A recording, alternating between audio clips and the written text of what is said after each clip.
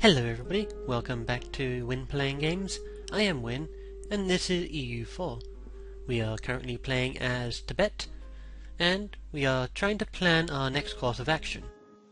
What should our next course of action be? Should we attack Bengal, or should we go and attack Assam? Well, I think we should go and incorporate Assam into our country through military means. So, we are going to need to recall some of my diplomats because they're out doing stuff. What are they doing? Tibet is working to improve relations in Beijing. So I think I sent them to maintain good relations. This alliance still isn't looking likely. However, it doesn't seem like they'll be attacking me anyway. So, Oirat are actually friendly with me, which is quite bizarre. They will accept an alliance. So, let's go and bring back this guy. Stop relation improvement. Wait 30 days. Oh, and it looked like we've actually got an alliance offer from the Oirat. Yeah, sure. Go ahead. Now, eventually Ming and Oirat will probably rival each other. Since I am allied with the Oirat, that'll probably mean that Ming will rival them, and they'll hate us for it. But that isn't now. And right now, if we do have a royal marriage with Ming. Can we get a royal marriage with the Oirat? Eventually, 3210, send the royal marriage. Okay. There we go. So now we won't be attacked by either the Oirat or Pegu. Now one thing I failed to mention, one advantage that getting a royal marriage with Pegu, is eventually I can inherit Pegu. And that'll give me all of these provinces along here. Now this province of Ayeyawadi, oh, apparently it's not an important center of trade. Neither is this. Occasionally provinces will have a modifier here that gives them an important center of trade. Now, Dhaka, I believe, is one of these provinces. No. Bengal Delta is one of these provinces. They have the Ganges estuary.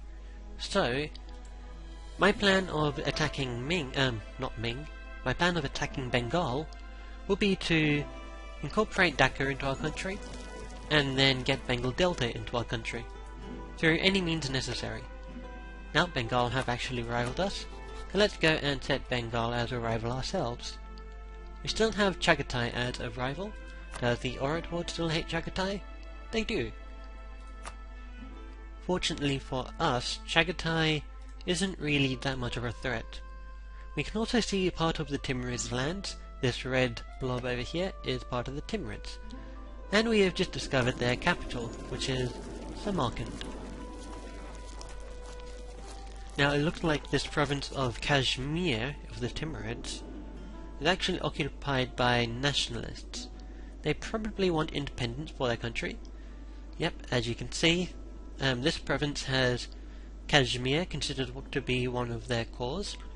So if the rebels do eventually succeed with enforcing their demands, Kashmir will become a separate country, and it probably won't have too many provinces, although from the looks of things it looks like these two countries over here as well are being ransacked by rebels. Now what is this? Rebels. Yes, what rebels? What rebels are attacking the country? I don't know. But rebels are a nice way to weaken a strong country. So, do we have a claim on Assam? We definitely do.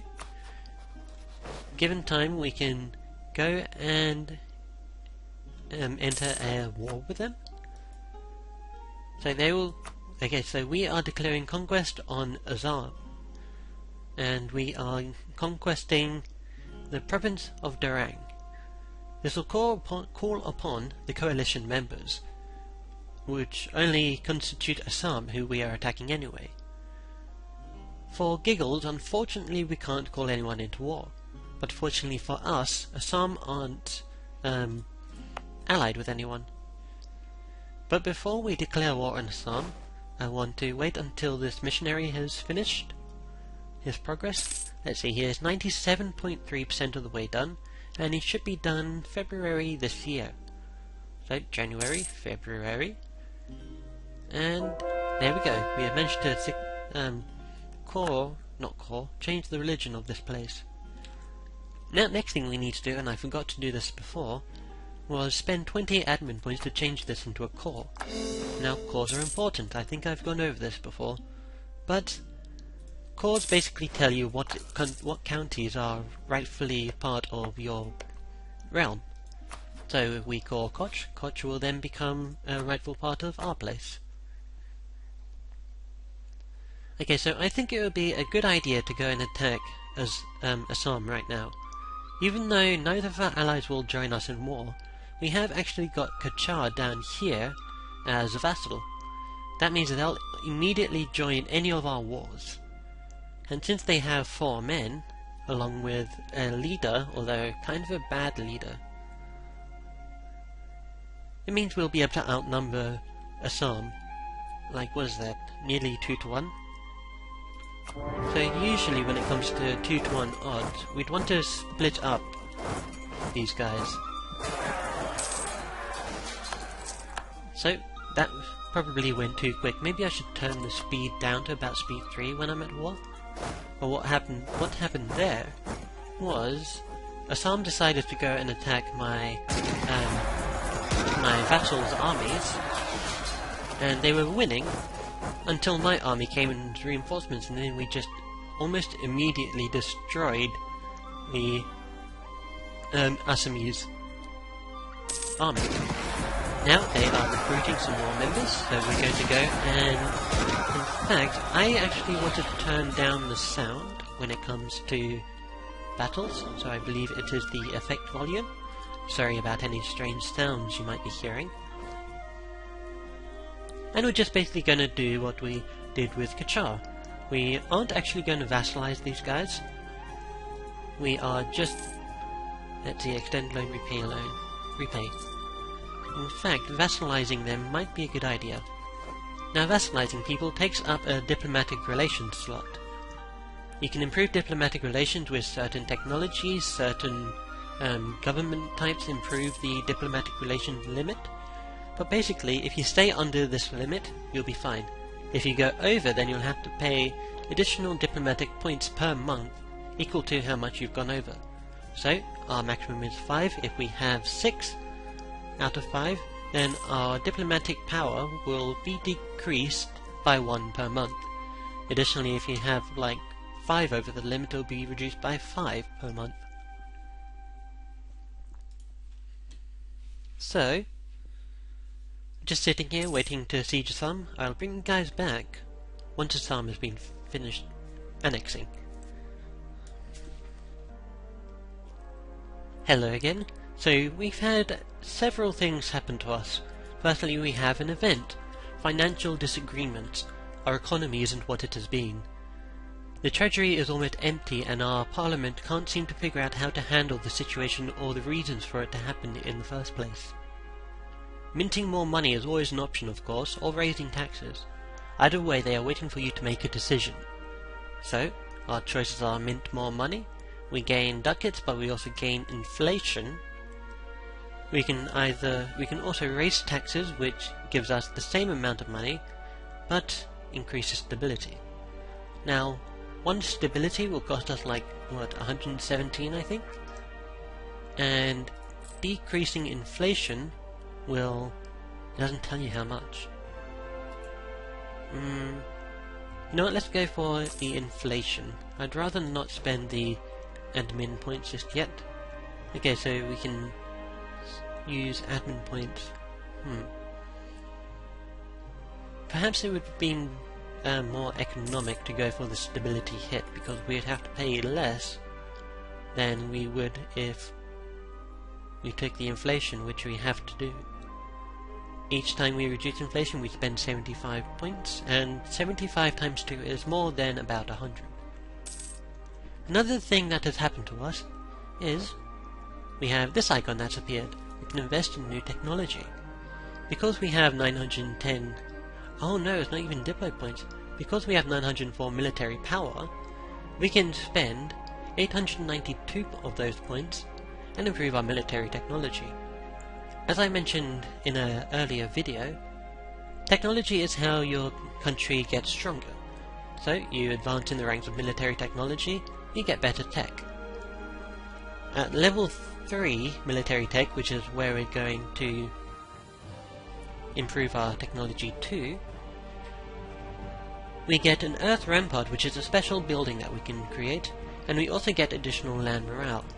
Now, land morale determines how much morale your men have in land battles, and morale determines how strong or how long they'll stay in a fight. The higher the morale, the longer they'll stay in the fight.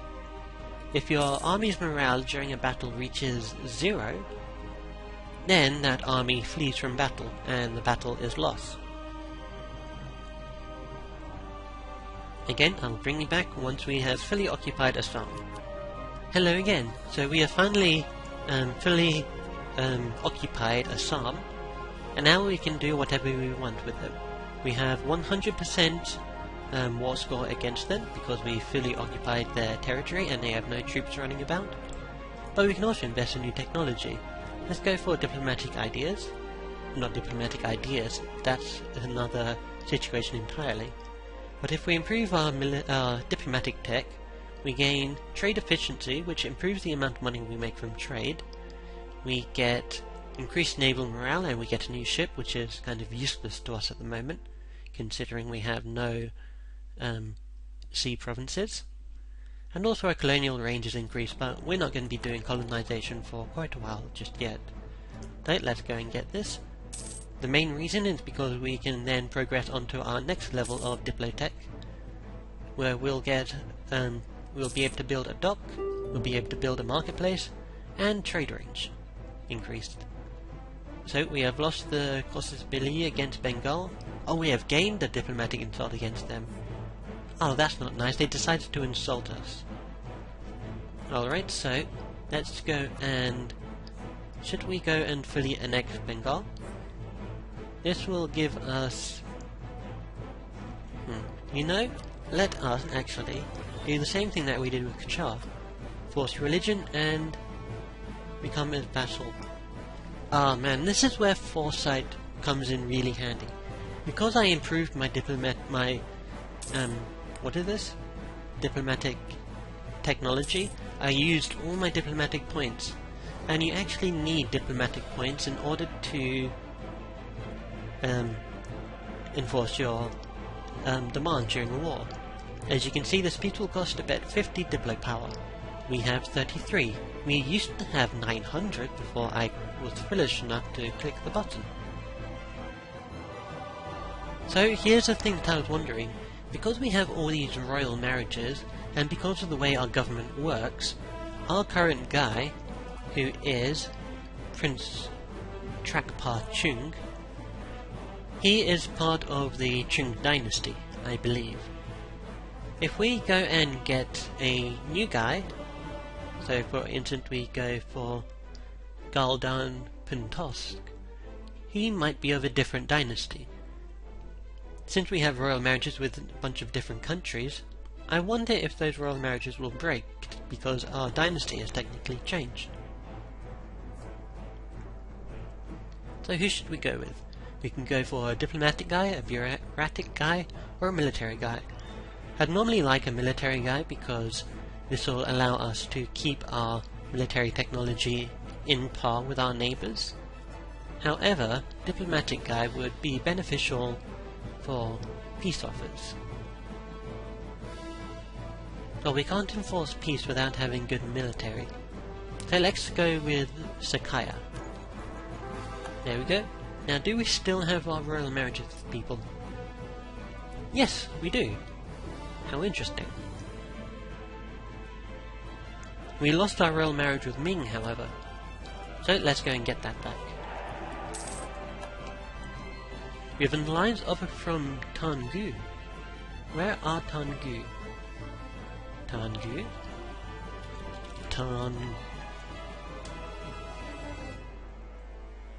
Oh, Tangu. Tangu. Who are you? You are a one province minor. No. No, I do not want you. Okay, so let's wait until we have enough diplomat points. Royal marriage from the Orient World. So some of our royal marriages did break. Peace offer from Assam. No. I want your full annexation. Unfortunately, we need to wait for quite a while. Oh man. Remind me next time that to save my diplo points. Let's take a look at how much money we're making. We're making 1.46 ducats a month. We could hire a diplomatic advisor, which will increase our monthly power by 1. You know, let's go with a statesman, which improves our diplomatic reputation. Now, this will increase our monthly power by 1 in the diplomatic power, and it means now we can enforce our demands. So, let's have you force religion and become a vassal of mine. Send demand. There we go. Now we have Assam as a vassal, just as we have Koch as a vassal. Now, very soon I would like to go and attack Bengal. We can hire one more dude, as said by our force limit here. We have 8 out of 9, so we build one more dude, which is actually 1,000 dudes. Oh, what's this? Assamese has finally been able to prove their loyalty, so we are now accepting Assamese as an integral part of our nation. Awesome! So because Assamese makes up a certain percentage of our entire country's tax, the culture is now accepted, which means we don't have any negative penalties and we don't have to spend money or spend points to change the culture. So it looked like Bengal has actually just lost his guys to lost provinces to Jampur, which is quite annoying because I really want the Bengal Delta for myself.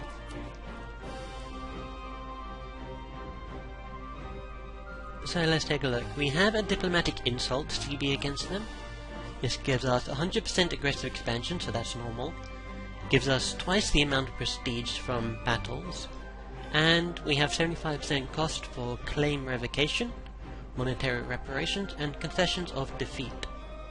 I don't like any of those. Let's go for Take Dhaka. Gives us aggressive expansion decreased by, like, what, 15%? So yeah, let's go and declare war on them. Since they have no allies, we can just go in and detach a siege, send our guys over to here. Hopefully we can manage to beat them. If we do, let's detach and send our guys over to here as well. Now, while we occupy provinces, they can't actually, the enemy can't actually create troops there, because they'll just get eradicated by our guys who are standing in those provinces. So if we fully occupy them and they have no troops running about, we've basically won. So let's take a look at this event, Political Chaos. Our Parliament's indecisiveness and inability to make any kind of decision has created near chaos. Every member is trying their utmost to get their voice heard, but refusing to acknowledge the opinions of anyone else. That's just the nature of politics. We gain 2 revolt risk in Guamdo, or some restructuring might be necessary. We lose some ducats and we gain stability. I'm not going to say no to free stability, though stability is expensive, you know. Okay, so I'll bring you back when... Hold on. Our royal marriage with Pegu has faded. Hey Pegu, do you want a royal marriage? You do. What a surprise. There we go. We have entered a royal marriage with them.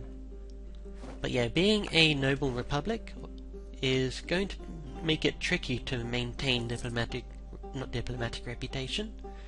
Going to make it interesting to try and maintain royal marriages of countries. Anyway, I'll bring you back when we fully occupied Bengal and we'll try and negotiate a peace deal out of them. Welcome back. I have just noticed a few things. Firstly, our royal marriage with Kachar ended, so we just renewed that. But I was just looking at Ming here, and it said they're at positive 56. So if we click here, who are they allied with? Korea. Yeah, they do tend to ally with Korea, which makes no sense. Korea is... sorry to say this, but Korea is not really a good power in Asia at the moment. They have the threat of Manchu and Ming. Ming just want Korea so that they can annex them eventually. So if we scroll up, take a look at this. We have a tick next to offer alliance. Unfortunately, we can't actually get a alliance with them because we don't like them apparently, which is the stupidest thing I have ever heard. I mean, I as a player want these guys as an ally, but we can't because our country dislikes them. So they allow us military access. What else can we do to improve our opinion of them? Ask for fleet basing rights? There we go. So by asking for military access and asking for fleet basing rights, we can improve our opinion of them to a point where we can get an alliance. Your opinion of them has to be above 0 in order for an alliance to work. So now we have entered an alliance with Ming, we have completed our mission and we've gained stuff for it. And take a look at this, how convenient. Another one of our missions is take Dhaka. This will give us 10 prestige and 25 admin points. So we're going to go and do that. So we have completely occupied Bengal. So let's wait for a diplomat to return home from Ming. And let's go and send demands. We can't make them a Tibetan vassal. Now this happens sometimes. If the country is too big, you can't actually ask them to become a vassal, because the war score required to, or the mathematics required to annex them, or vassalize them, is greater than 100%. The maximum amount of war score you can get is 100%. So you can never get anything that is above 100% war score in this menu. Additionally, we cannot force their religion because that costs 112% war score. And as you can see, unreasonable demands happens when you select something that, when you select a total of demands that exceed 100% war score. So what I want from Bengal is I would like Dhaka. And one interesting thing that this will do for us, not only will we get a nice province or access to this ocean, but we have also managed to separate the... oh no, he moved it. Very smart. What happened was Gorda over here, Gorda was their Bengal's capital beforehand. And if you isolate a country's capital from the rest of the country, then you can actually go and take their capital province in the next war. Now, in order to prevent them losing their capital, they decided to move it to this place, down here. Oh man, everyone is attacking Bengal. I feel sorry for Bengal. But our new situation is kind of interesting. We never before had to worry about one per, but now we do, because we share a border with them. It's likely that one per is going to rival us. Yeah, they do not like us. But we have positive opinions from them, because we have the same enemy, likely Bengal. We declared war on their enemy, which is Bengal, and we conquered a rival province, which is Bengal. Oddly enough, they still view us with distrust, and they still dislike us. Also, because we share a border with them, we're probably going to get border friction with them as well, and that will also decrease our relationship. Anyway, that has been it for this episode. I have been Wynn, you have been watching Wynn Playing Games. I will see you next time. Take care.